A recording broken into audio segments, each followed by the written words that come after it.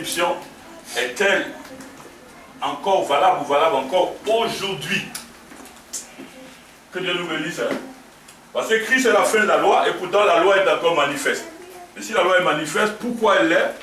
Et comment comprendre pourquoi la loi est encore manifeste? Alléluia. Parce qu'on ne peut pas être sauvé par la loi. Alors si la loi est manifeste, c'est pourquoi elle est manifeste? Pour la chair. Et qu'est-ce que la loi permet, qu'est-ce que la loi fait aux hommes?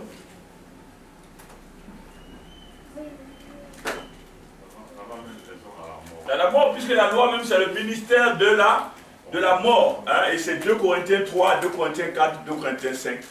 Si on peut lire tout ça, ça va faire beaucoup, mais comme c'est plusieurs livres, on peut comprendre en lisant Galates 3, Galates 4, Galates 5 et tout le livre d'Hébreux, on peut bien se faire une idée, pas une idée, mais on peut comprendre ce que c'est la loi à côté de la foi. Alléluia. Parce que la loi est comme un pédagogue qui nous a amenés à la foi, et lorsque nous sommes arrivés à la foi, elle s'est arrêtée. Alléluia. Amen. Elle s'est arrêtée. Parce que si la loi était bonne, hein, il n'aurait pas été question qu'on ait la foi, qui est une autre loi. C'est très important. Et si quelqu'un est à cheval sur les deux, il est encore perdu.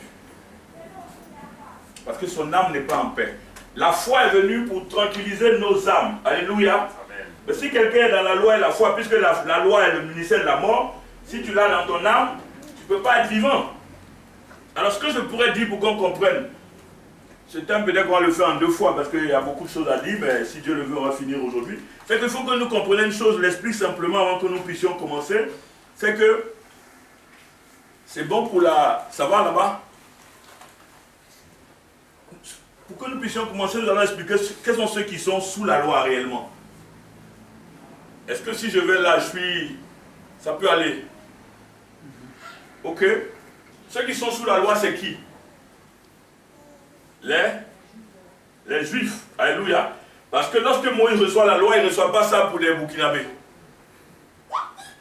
Ni pour des Chinois. Il parle aux Juifs.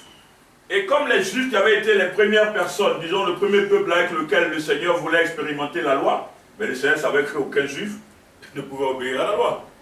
Pourquoi les Juifs ne pouvaient pas obéir à la loi? Pourquoi les Juifs ne pouvaient pas obéir à la loi? Personne ne peut m'aider? L'Église. Parce qu'ils sont morts avec le reste de l'humanité. Parce qu'Adam, c'est les Juifs et les païens. Tout le monde est mort et maintenant Dieu dit, bon, je vais prendre ce groupe-là. Abraham, viens, à partir de toi, on fait un peuple. J'espère que ce peuple va comprendre. Et on prend ce peuple-là pour expérimenter. Mais la loi était sainte, c'est vrai, comme je le dis toujours, et la Bible le dit aussi. La loi est sainte et la loi est de Dieu. Mais les hommes sont vendus au péché et donc morts. Ils ne peuvent pas pratiquer la loi. Sinon la loi est bonne. Si on dit à quelqu'un ne commet pas d'adultère, c'est quelque chose de sérieux. Lui-même, on lutte contre ça toujours. La loi était sainte, mais elle ne pouvait pas permettre à quelqu'un de la pratiquer. C'est ça le problème. Les prescriptions et les ordonnances que Moïse a présentées étaient trop difficiles pour les hommes. La preuve, c'est par la loi qu'on sait qu'on pêche. On se comprend, non? C'est parce que tu ne pourras pas faire ce que la loi a dit qu'on va comprendre que tu pêches, puisque la loi a dit de ne pas faire, toi tu fais. C'est pour ça que quand le Seigneur est venu, qu'est-ce qu'il a dit? Quelle parole le Seigneur a dit qui montre ça? Quelqu'un peut me dire? Il y a une parole, je vous invite déjà à voir que c'est en Jean 8. C'est pour vous aider. Hein. Qu'est-ce que le Seigneur a dit là-bas? On voulait lapider une dame, j'ai déjà tout dit. Hein. Que celui qui n'a pas lance la première... Les gens sont prêts à tuer la dame là, parce qu'elle a adultère. Mais elle a adultère avec qui? Mais l'homme là où il est? Où est la loi de Dieu que voit quand tu regardes? L'homme il est tranquille, lui-même va prendre quelqu'un pour lancer. Alors le Seigneur dit, bon, si vous êtes là, les anciens et les petits, les grands et les petits, celui qui n'a pas péché du tout là, celui c'est difficile. Celui qui n'a pas péché du tout, n'a qu'à lancer la première. On dit des petits aux vieux, tous les vieux même, ils ont déjà dit vraiment la fin et la chance. Hein. Les petits sont déjà devant, ils sont pas. Eux-mêmes déjà, hier même, ils sont dans beaucoup de fausses choses. Le Seigneur voulait dire que cette loi-là n'était respectée par personne. L'adultère était sur les pancartes de Moïse. Hein? L'adultère était sur les pancartes de Moïse. On veut lapider une femme parce qu'on dit qu'elle est adultère. Mais ceux qui veulent lapider, sont-ils aussi justes pour lapider? Ils sont partis. Le Seigneur n'a même pas regardé les gens. Pour ne pas que les gens aient honte de parler dans le regard, ils vont avoir peur. Il écrit à terre. Ce qu'il écrit, on n'a pas dit, mais il écrit à terre. Avant de lever les yeux, il dit à Adam, mais est-ce que quelqu'un est là? Il dit non. Il dit, bon, va, mais ne pêche plus. Que Dieu nous bénisse. Hein. C'est important parce que la loi ne peut rien faire. La grâce est venue, pourquoi? La grâce est venue parce que la grâce, c'est le Seigneur lui-même. La foi, là, c'est Jésus. Que Dieu nous bénisse. Hein. C'est pour ça que lui va accomplir la loi que les hommes ne peuvent pas accomplir, là. Et il donne à certaines personnes. Accompli quoi? La loi est accomplie dans nos cœurs. Et pour ça, il dit, je vais écrire une nouvelle loi. Alléluia. Dans vos cœurs de chair. Pas sur des tablettes, comme je dis à Moïse de montrer. Mais maintenant, j'écris une nouvelle loi. Je ne reconnais plus vos péchés. J'écris sur les cœurs de chair. Une loi de vie, la foi, la paix de Dieu. Donc, c'est quelque chose de mystérieux. Si vous n'avez pas Jésus, vous ne pouvez pas avoir. C'est une affaire de Jésus dans notre cœur. Ce n'est pas une affaire de foi. Non, la foi n'est pas une pensée.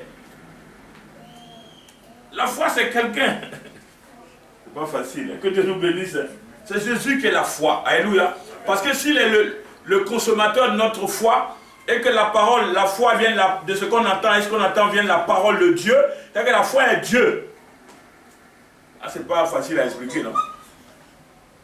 La religion étudie la foi. On dit à quelqu'un qui n'a pas de foi, c'est toi qui n'es pas guéri. Non, je ne sais pas si c'est la foi pour venir guérir les infirmités. La foi qui sauve, là, elle n'est pas à ce niveau-là. La foi qui sauve est spirituelle. Alléluia. D'abord, ce qu'elle guérit en toi, c'est d'abord l'âme et l'esprit. Que Dieu nous bénisse. Hein. Et secondairement, elle peut voir si elle a envie de guérir ta chair ou pas. Et Dieu n'a pas guéri tout le monde. Alléluia. Vous pensez qu'à Jérusalem, tous ceux qui étaient malades ont été guéris quand Jésus est passé? Non. Non, il a sélectionné quelques personnes pour montrer qu'il peut guérir les maladies. Il n'est pas venu pour ça. Il est venu pour que vous guérissiez de vos âmes malades. Pour ne pas dire vos âmes mortes là soient ressuscitées. C'est pour ça qu'il est venu. C'est pour ça qu'à Marc 2, il a présenté ça. Hein. On a bien vu à Marc 2. Que Dieu nous bénisse. Hein. On a envoyé le paralytique, on a décoiffé la maison, puis on a descendu le paralytique. Il a dit, mais, oh, mais votre foi est sérieuse. Hein. Vous avez cru. Vous savez que Dieu est venu ici. Mais mon enfant, tes péchés te sont pardonnés. La famille est là, il a dit, non, lui, vraiment, il n'a rien compris. Il n'est pas venu pour des... Là, c'est dans leur cœur. Hein. Il n'est pas venu pour ça. Péché. Est-ce qu'ils savent ce que c'est que le péché? Ils ne considéraient pas ça.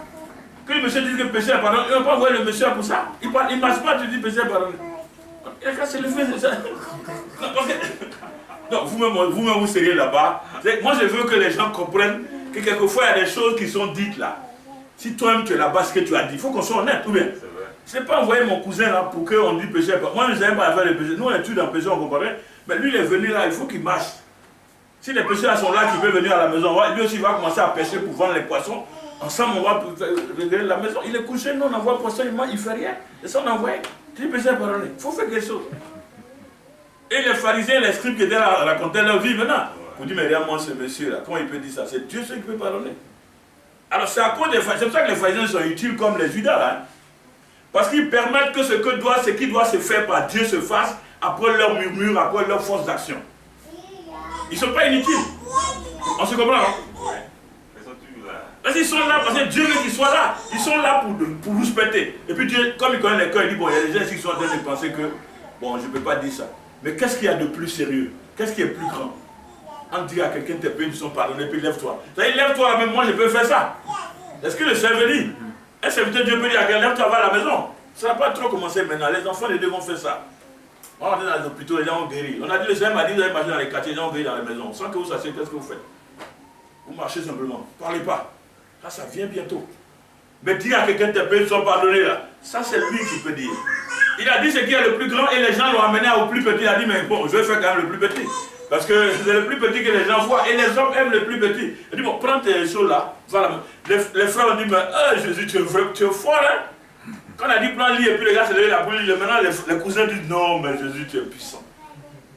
Alors que la puissance est dans le pardon, te pardonne tes péchés. Que Dieu nous bénisse. On n'a pas encore compris ça. Aujourd'hui même, on est encore dedans. On attend que Jésus nous guérisse et puis on dit le puissant, alors qu'on est mort, parce que le péché qui mène à la mort est encore notre partage. On n'a pas expérimenté la vie éternelle. Et les salles des religieux sont pleines de ces personnes-là, qui ont expérimenté la puissance de Dieu dans la guérison physique. Vous voyez comment il y a un piège? Le diable est là. Et nous parlons ici de la foi, parce que c'est par la foi même que toutes ces choses-là se font. Alléluia. C'est par Jésus-Christ que toutes ces choses se font. Alléluia. Parce que c'est lui qui est la foi. Alors, ce qui est important, ce matin, nous allons voir comment Dieu lui-même est venu pour nous apporter une nouvelle loi. Alléluia. La loi de la vie. Alors, on va prendre Genèse, on va commencer toujours comme toujours. Alléluia. On va commencer en Genèse. J'aime Genèse parce que Genèse permet de commencer.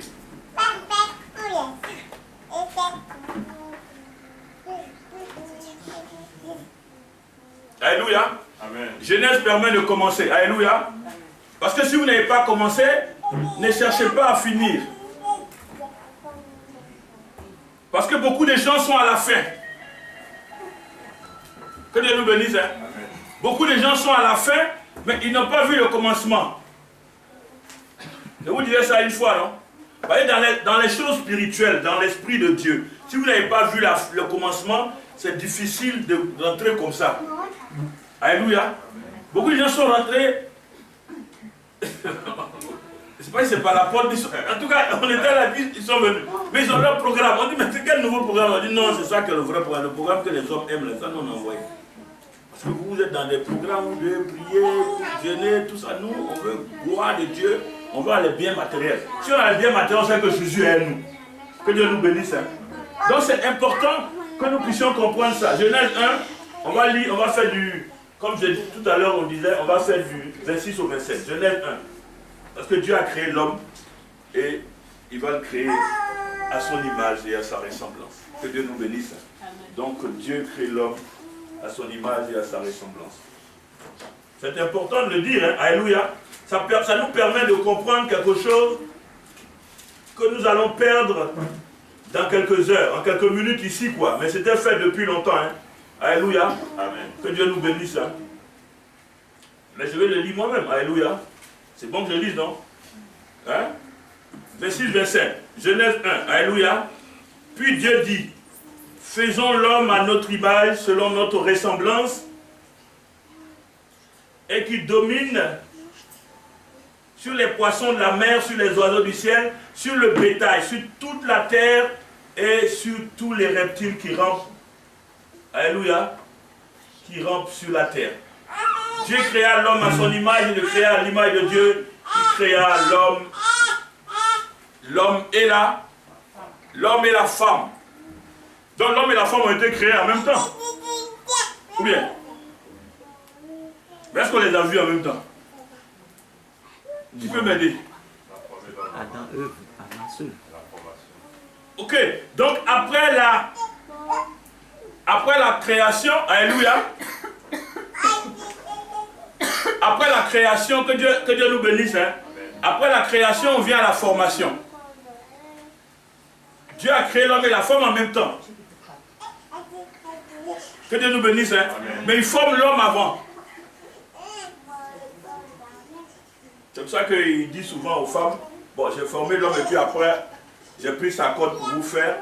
Donc soyez soumises à lui quand il vous épouse. Alléluia. Pour que vous puissiez bénéficier de la grâce de Dieu. Alors si vous prenez un micro en tant que femme pour commencer à devenir prophétesse, vous allez amener les gens en enfer. Parce qu'il a dit aussi que vous devez rester calme dans les assemblées des saints. Alléluia. Alléluia. En 1 Corinthiens 14, c'est écrit assemblée des saints. Ça fait parler de la foi. Hein? Quelquefois quand on dit ces choses, on dit mais non, on parle de la foi. Si une bonne femme a une foi réelle, elle ne prendra pas de micro. Parce qu'elle croit ce que Jésus a dit. Quand tu prends le micro, tu es anti-foi. Anti-foi, c'est quoi? C'est la première fois que vous entendez le mot anti-foi, non? Anti-foi, c'est qui? L'antichrist, c'est la foi. Donc, tous les anti-Dieu, anti-foi, anti-parole, tout ça, c'est antichrist séducteur. Si Jésus a dit quelque chose que toi, tu t'opposes, voici l'antichrist. L'antichrist n'a pas de grosses oreilles comme quelquefois des films nigériens veulent vous faire croire avec une grosse queue. Non, non, l'antichrist, c'est un homme comme vous et moi qui est tranquille, mais qui est opposé à la parole de Dieu. Quand on lit Jean 4, on voit bien ce mystère-là. On a dit l'antichrist, la pensée du diable qui devait venir est déjà là, au milieu de nous. Alléluia. Parce qu'on ne croit pas que le Père est venu comme un fils. Si tu ne crois pas à ça, tu vas faire tous les miracles du monde. Tu iras un jour t'expliquer devant les anges qui t'attendent. Parce que tu n'as pas encore franchi le Rubicon pour rentrer dans la paix. C'est vrai, tu crois faire des miracles. C'est vrai que les gens ont dit, tous ceux qui me disent ça n'entendront pas. Mais les gens sont énervés, ils disent, mais entends-toi, je ne sais pas dire des choses. Entends-nous, tu sais ce qu'on a fait sur la terre là. On a guéri des gens, ressuscité des morts, cherché des démons à tout moment. Je ne sais même pas d'où vous venez. Et puis vous avez fait tout ça à mon nom ou bien. Entends-nous, on a fait ça. Mais je ne sais pas qui vous êtes. Allez-y loin de moi, vous qui commettez le péché qui mène à la mort. 1 Jean 5, 16. Mais la Bible est à relire. Alléluia. Pour que ça nous permette tous de comprendre, parce qu'il y en a qui pensent que nous, ce qu'on dit là, ce n'est pas écrit. C'est ça qu'on nous-mêmes on lit. Alléluia. Et ce matin, je le lis moi-même. Genèse 2, 15 à 17. Alléluia. Genèse 2, 15 à 17, la parole déclare. Alléluia. L'Éternel Dieu prit l'homme et le plaça dans le jardin d'Éden pour le cultiver et pour le garder. L'Éternel Dieu donna cet ordre à l'homme, tu pourras manger de tous les arbres du jardin, mais tu ne mangeras pas de l'arbre de la connaissance du bien et du mal. Tu ne mangeras pas de l'arbre de la connaissance du bien et du mal. Alléluia. Car le jour où tu en mangeras, tu mourras. Dieu a créé l'homme à son image et à sa ressemblance. Alléluia. Mais il dit à l'homme, le jour que tu mangeras de l'arbre de la connaissance du bien et du mal, Quand il dit tu mourras, ça veut dire quoi? Tu l'as créé à sa ressemblance. Qui dit tu mourras. Il y a quelque chose dedans qu'on doit voir. Comment? Oui, ça veut dire que tu seras plus avec moi. Quand tu mourras, parce que Dieu est pour les vivants. C'est pour ça qu'il va les chasser. Parce que déjà, je dis qu'en Genèse, il y a beaucoup de choses à comprendre. Hein. Ça permet de comprendre après la Bible. Puisque quand tu vas mourir, tu n'as plus de connexion avec Dieu. Tu ne peux pas rester là. Tu dis que tu mourras, ça veut dire que tu es vivant. Ou bien? Donc il y a eu la vie jusqu'à Genèse 3. Est-ce que j'explique comme ça? Si on dit à quelqu'un tu mourras, ça veut dire qu'il était vivant quand même. Ou bien? De Genèse 1 jusqu'à 3, il y avait la vie. Et puis Dieu a dit, et puis en Genèse 3, 6, 7, on va voir que Adam, elle va d'abord commencer cette affaire. On a déjà parlé de ça, non? On a prêché dessus? Le fruit là. On a prêché dessus en parlant des grains. On a fini par prêcher, on a bien compris. La parole est claire, mais la parole n'est pas comme les mathématiques où le théorème est clair, on applique partout et puis ça passe. La parole est un mystère. Donc aussi longtemps que vous ne l'avez pas, vous ne pouvez rien appliquer. Que Dieu nous bénisse. Hein? Amen. Et le mystère, c'est l'esprit. Si vous avez l'esprit, à chaque fois le Seigneur vous amène à comprendre sa parole. Alors, c'est ça qui est intéressant. On dit le jour où tu mangeras, tu mourras. Mais si tu mourras, ça veut dire que dès que tu vas mourir, tu vas te séparer de moi. Et c'est pour ça que Dieu fait en sorte de faire quoi? Qu'est-ce que Dieu fait finalement? Quand il meurt, quand ils sont morts, je vous ai dit ça, il est là. Il les a chassés.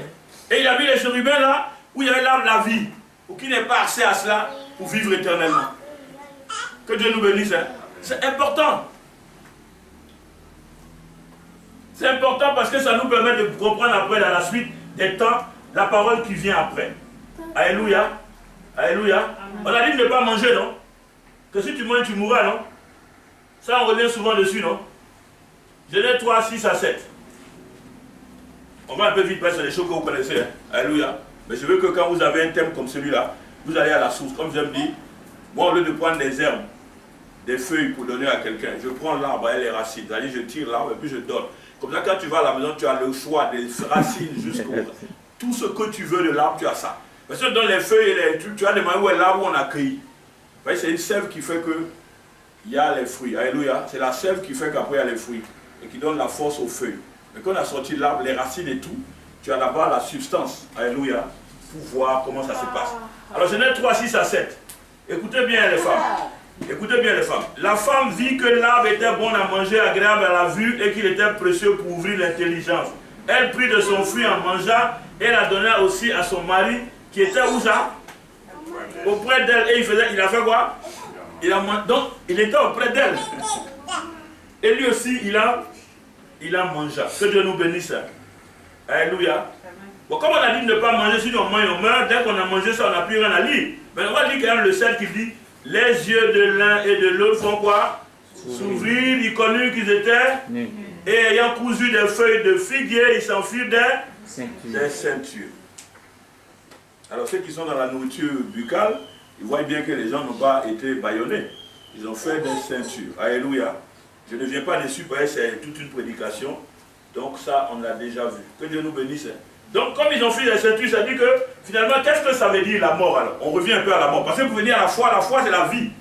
Donc on va rester à la mort, que la loi va venir consacrer. Avant que la foi ne vienne maintenant pour dire à la loi, tu as fini.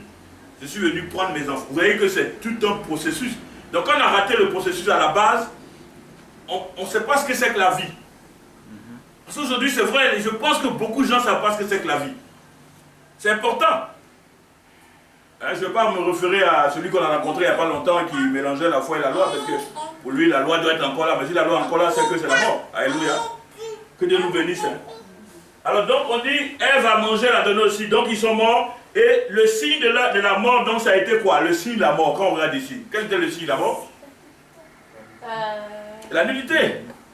En fait, le signe de la mort, c'est que les gens ont vu qu'ils... Parce que, mais écoutez, si les gens étaient nus, qu'ils n'en avaient pas conscience, c'est qu'ils étaient vivants. Donc être vivant, c'est être nu sans avoir conscience. Parce qu'ils vivaient comment? En esprit. Ils vivaient en esprit. Parce qu'ils étaient esprit.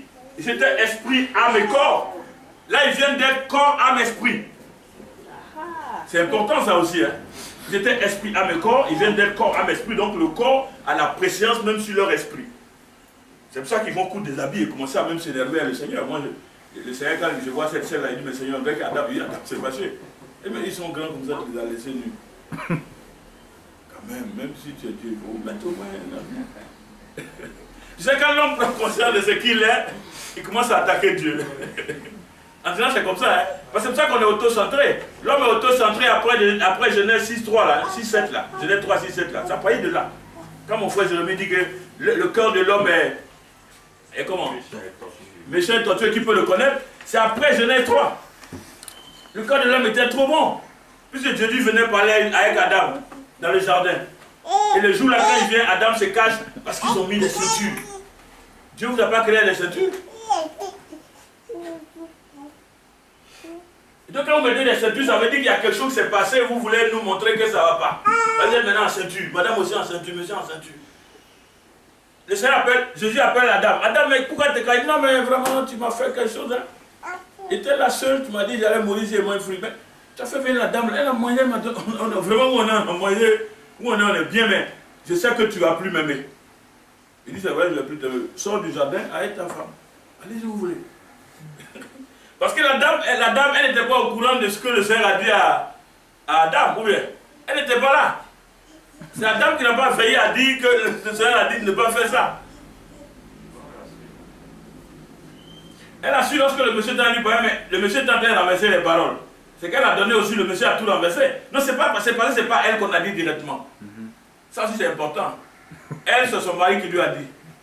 Mais quand ton mari te dit que tu n'as pas bien pris ça dans ta tête, dans ton esprit, ça ne reste pas. Que Dieu nous bénisse. C'est pour ça qu'il faut bien prendre ce que les femmes doivent prendre. Ce que leur mari leur dit. Quel que soit le mari, hein.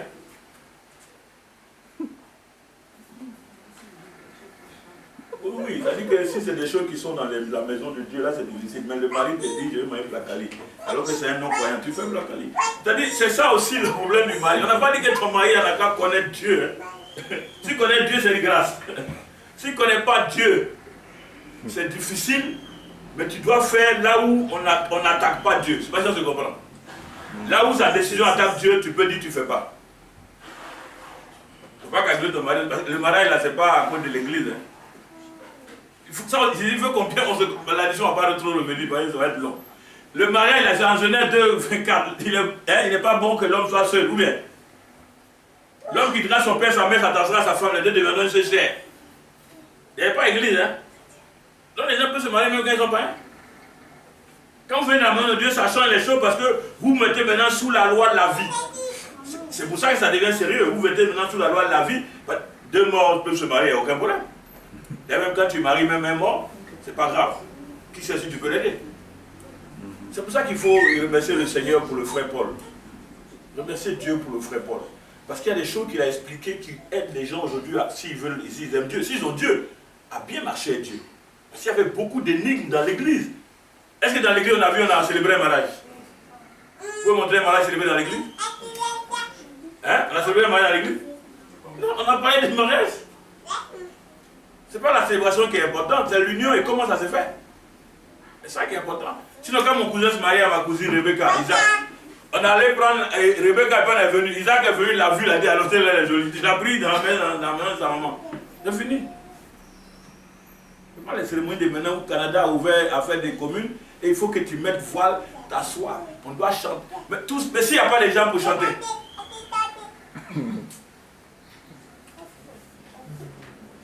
Non, parce qu'il faut toujours restituer ce qui est à restituer. C'est que Dieu a fait, les hommes veulent prendre. Donc ils veulent nier Dieu.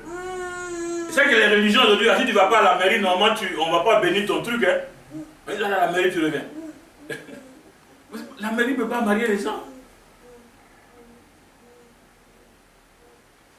La première quand vous arrivez à l'Amérique, c'est le maire dit. Comment? Il y a une phrase là, je ne sais pas si quelqu'un peut m'aider, mais c'est la bénédiction de quoi là? C'est la célébration civile. Combien de fois ça? La célébration civile du mariage. Mais vous ne pouvez pas célébrer civilement un mariage qui n'est pas encore fait. Vous ne pouvez pas. Lui-même il dit la vérité, mais ceux qui sont là ne comprennent pas. C'est Dieu qui marie les gens. Le mariage est une affaire divine. Les parents se rencontrent. Et là où ils se sont rencontrés, le mariage est là. Il ne faut pas qu'on mélange les choses. Quand il n'y a pas de foi aussi, on prend la loi, on règle les choses avec la loi. Dieu est puissant. Alléluia. Amen. Mais il est puissant pour ses enfants. Il est puissant pour les païens aussi, mais ils ne peuvent pas voir la puissance parce que leur pensée est trop grande. Alléluia. C'est depuis que Adam a mis ceinture à sa femme là que les gens sont contre la parole. On se comprend? Que Dieu nous bénisse. Hein? S'il n'avait pas mis ceinture à sa femme, aujourd'hui on n'avait pas de problème. Mais ceinture, ils l'ont mis là. La ceinture là, quel est le dossier? Bon, ça pour comprendre, c'est difficile. Mais ça veut dire quoi? Ça veut dire que l'homme a pris conscience que l'humain il est là. Et Dieu l'a négligé. Oui. C'est Dieu qui devait ceinture aux Adam là, Adam et sa femme, non? Avant qu'il devienne Adam, elle a cousu. Est-ce que c'était ça même, c'était la ceinture que Dieu avait prévu pour eux? Ah, c'est lui-même qui a pris les herbes à la vie. Peut-être que c'est une autre herbe qu'on devait prendre. Non, il y a tout ça déjà. Dès que tu désobéis à la parole, là, tu t'orientes avec la mort dans beaucoup de choses. Donc la parole d'aujourd'hui c'est comme celle qu'on a donnée à Adam. Hein. Est-ce que c'est comprendre? La parole d'aujourd'hui, là, la parole de Dieu, là, aujourd'hui, c'est comme on donne encore une nouvelle parole aux gens qui vont croire à la vérité. Il faut marcher dedans. Mais on ne peut pas marcher dans cette parole de Dieu, là, si on n'a pas Dieu lui-même. C'est ça qu'on appelle la foi. Il n'a pas connu Jésus. Tu ne peux pas marcher avec Jésus. Frère, sœur, tu pourras marcher. Peut-être même avec Jésus. Il faut marcher en Jésus. Ou bien, si tu marches avec Jésus, on te voit. Que Dieu nous bénisse. L'esprit m'amène un peu loin. Si tu marches avec Jésus, quelqu'un qui marche avec un ami, on les voit, non? Ils sont deux, non? Mais quand tu marches en Jésus, on ne te voit plus. On voit Jésus. Quand on veut te voir, on voit Jésus parce que tu es absent. Parce que Paul a dit, Galates 2:20. C'est plus moi qui vis, c'est Christ qui vit en moi. Donc, si je vis dans la chair, je vis en la foi. En Christ, je vis en la foi. Parce que toute la loi, quand elle s'arrête, c'est la foi qui se présente. Alléluia. Et c'est ça qui est important. Que Dieu nous bénisse. Si on vit en Christ, on vit en Dieu. Si on vit en Dieu, on comprend Dieu. Mais on peut vivre avec Dieu sans comprendre Dieu parce qu'on n'a pas l'esprit de Dieu pour comprendre Dieu. C'est pour ça qu'il y a beaucoup de gens qui vivent avec Dieu, ils n'ont pas encore Dieu en eux, donc ils ne réalisent pas la paix. Sinon les délivrances dans une assemblée de sauvés, c'est une méchanceté contre Dieu. Mais je les comprends. Alléluia. La dernière fois, je parlais bien des livres qui sont de Genèse 3:7. Alléluia. Jusqu'à Actes 2:3. Vous voyez le nombre de livres? C'est un grand paquet. Et c'est dedans qu'on a trouvé mes oncles, mes grands-parents en train d'avoir 3 femmes, 4 femmes. Hein? Je vois mon homo même, il a pris les, comment on appelle, les servantes. Alléluia. Alléluia. Amen. Il a pris les servantes de Léa, il a fait des enfants, tout le monde était là. On dit, mais qu'est-ce que c'est pas tonton? Il dit, mais elles sont toutes belles. Tu es marié, hein, est-ce que ça aujourd'hui les gens peuvent accepter les gens? Même dans ce monde-là. Combien? Ta servante, quand tu fais les enfants, tout le monde est joli, les gens à la maison. On dit, mais qu'est-ce que c'est pas? On dit, non, tonton, mais non, Dieu m'a dit de faire. C'est eux qui constituent ce qu'on appelle Israël. Parce que les 12 tribus là sont faites, quand vous regardez bien les 12 tribus, vous allez voir comment elles sont faites. Elles sont faites comme si c'était un désordre. Parce que les servantes ont fait les enfants. Abraham, Jacob, c'était ses enfants, tout le monde est là. Léa a fait pour elle. Maintenant, Rachel, qui est sa femme, a fait les 2 derniers. Alléluia. Elle va mourir parce que Jacob a eu trop de problèmes. Ses enfants l'ont trop fatigué. Il disait à Pharaon comme ça, Pharaon, vraiment mes jours n'ont pas été bien sur la terre.